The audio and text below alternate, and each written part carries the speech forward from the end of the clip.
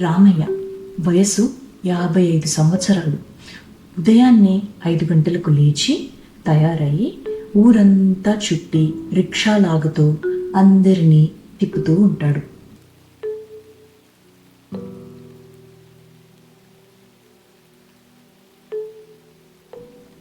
కొందరు వ్యాపారవేత్తలు, విద్యార్థులు, పిల్లలు, మహిళలు, వృద్ధులు ఇలా ఎవరెవరో అతని రిక్షా ఎక్కుతూ ఉంటారు. అయితే ఆ రోజు బాగా వర్షం పడుతుంది.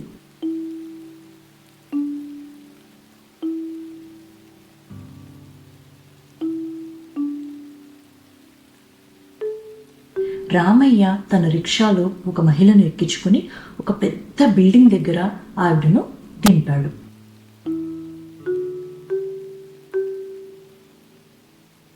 ఆ మహిళ దిగి వెళ్ళిపోయిన తర్వాత అతనికి ఒక వస్తువు పడిపోయి కనిపిస్తుంది. అది ఏంటా అని చూస్తే అది ఒక గాజు.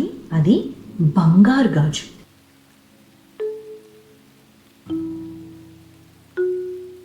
నిజమే, బంగారు గాజు. రామయ్య చేతులు వణికిపోయాయి. ఇది ఎవరిదా అని అనుకున్నాడు. కానీ ఆ గాజు అమ్మితే అతని జీవితమే మారిపోతుంది.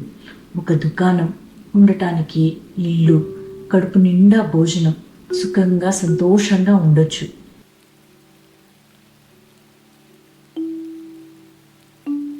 అతను చుట్టూ చూశాడు. ఎవ్వరూ లేరు. ఆ గాజుని తీసి తన జేబులో పెట్టుకొని ఇంటికి వెళ్ళిపోయాడు. బాగా వర్షం పడుతుంది. ఆ రాత్రి రామయ్యకి అసలు నిద్రే పట్టలేదు.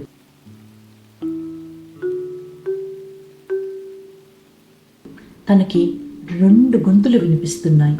ఒకటేమో తనని ఆ గాజు అమ్మేసి వచ్చిన డబ్బుతో చక్కగా మంచిగా సెటిల్ అయిపోమని చెప్తుంది. కానీ ఇంకొకటి, ఇది నీది కాదు, ఇది నీ దగ్గర పెట్టుకోవడం తప్పు, వెళ్ళి ఇచ్చేసేయ్ అని చెప్తుంది.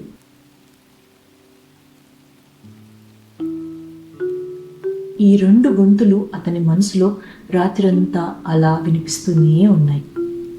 మరుసటి రోజు ఉదయం రామయ్య రిక్షా తీసుకుని ఆ బిల్డింగ్ ముందుకు వెళ్ళి అక్కడే వెయిట్ చేయడం స్టార్ట్ చేశాడు.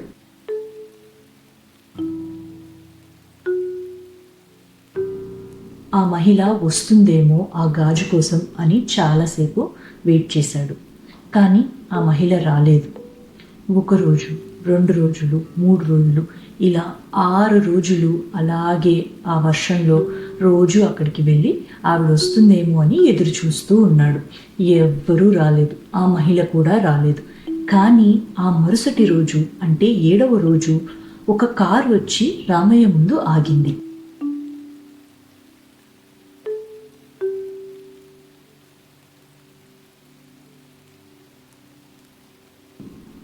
ఆ కారులో నుంచి ఒక వ్యక్తి దిగాడు. దిగింది ఒక పెద్ద మనిషి, ఆ బిల్డింగ్ ఓనర్. సూటు బూటు మంచిగా కళ్ళజోడు పెట్టుకుని ఉన్నాడు. ఆ బిల్డింగ్లోకి వెళ్తున్నాడు. అతని పేరు ప్రకాశం.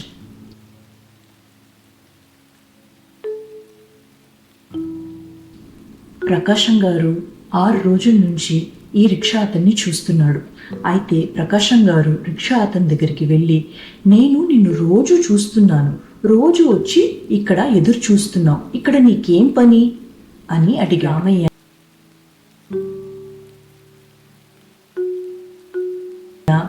సార్, నేను వారం రోజుల క్రితం ఒక మహిళను ఈ బిల్డింగ్ ముందు దింపాను. ఆవిడ వెళ్ళిపోయిన తర్వాత రిక్షాలో చూస్తే ఒక బంగారు గాజు కనిపించింది సార్. ఈ గాజు ఆవిడదేనేమో, ఆవిడ వస్తుందేమో అని ఇక్కడ 6 రోజుల నుంచి ఎదురు చూస్తున్నాను సార్ అని చెప్పి ఆ గాజుని ఓనర్కి చూపించాడు.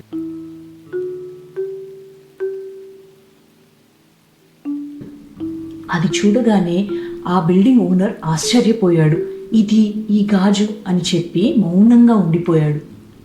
ఆ గాజుని పట్టుకొని ఇది ఇది నా భార్య గాజు అని చెప్పాడు. చెప్పి, కానీ ఆమె ఇప్పుడు లేదు.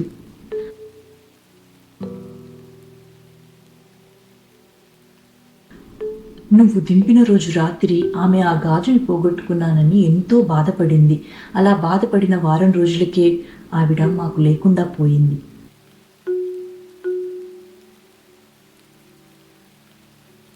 అని ప్రకాశం గారు మాట్లాడుతూ మాట్లాడుతూ ఆగిపోయారు. నువ్వు ఎంతకాలంగా ఇక్కడ ఉంటున్నావు అని ప్రకాశం గారు అడిగితే 6 రోజుల నుంచి సార్, ఇది 7వ రోజు అని రామయ్య చెప్పాడు. అయితే అప్పుడు ప్రకాశం గారు, దీన్ని నువ్వు ఆ రోజే అమ్ముకొని ఉండొచ్చు కదా, ఇది బంగారుది కదా, ఇది అమ్మితే నీకు ఎంతో డబ్బు వస్తుంది కదా అని అంటాడు. అప్పుడు రామయ్య, ఇది నాది కాదు సార్, నాకు సరిగ్గా నిద్ర కూడా పట్టలేదు ఇది నా దగ్గర ఉన్నన్ని రోజులు అని అంటాడు. సార్, నేను పేదవాడిని కానీ దొంగని కాదు, నిజాయితీకి చాలా విలువ ఉంటుందని నాకు మా అమ్మ చెప్పింది అని అంటాడు. అతను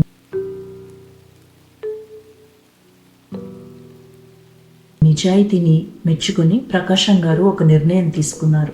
నా బిల్డింగ్ కింద నీకు ఒక షాప్ పెట్టిస్తాను, అక్కడే ఉండి నువ్వు ఆ షాప్ని చూసుకుంటూ ఉండు అని చెప్తాడు.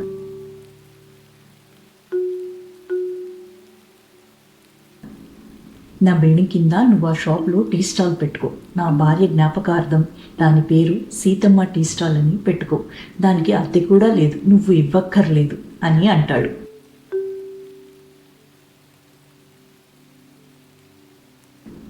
రామయ్య ఏమీ మాట్లాడలేదు. అక్కడ ఒక టీ స్టాల్ పెట్టుకున్నాడు. ఆ టీ స్టాల్లో ఒక పెద్ద బోర్డు ఉండేది. దాని మీద ఏం రాస్తుందో తెలుసా? నిజాయితీకి ధనం కన్నా ఎక్కువ విలువ ఉంటుంది అని రాసింది. మీరేమనుకుంటున్నారు? ఆ రోజు రాత్రి రామయ్య గాజు అమ్మేసుకొని ఉంటే బాగుండేదా, లేదా ఇలా ఉంటేనే కరెక్టా? ఏమనుకుంటున్నారో నాకు కమెంట్స్లో చెప్పండి. ఇంకా ఇలాంటి మంచి మంచి కథలు వినాలనుకుంటే నా ఛానల్కి సబ్స్క్రైబ్ చేసుకోండి. మీరు సబ్స్క్రైబ్ చేసుకొని ఒక చిన్న లైక్ చేస్తే నేను ఇంకా బోల్డ్ అని కథలు చెప్తాను. సరేనా? మళ్ళీ కలుద్దాం.